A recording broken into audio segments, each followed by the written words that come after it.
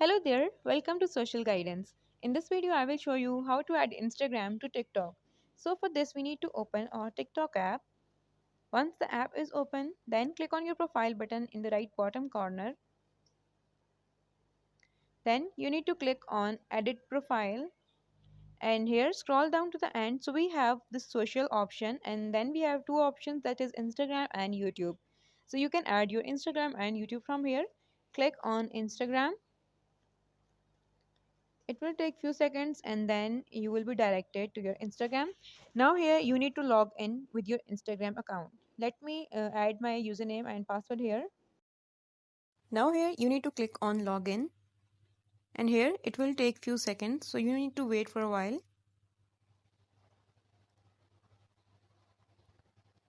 Okay, so now Instagram is logged in. Simply click on not now, and here you need to click on allow.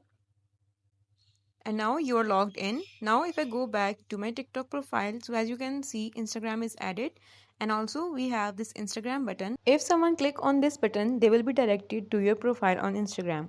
In this way, you can add Instagram on TikTok. So if this video helped you, leave a like on the video and make sure to subscribe our channel. Thank you for watching.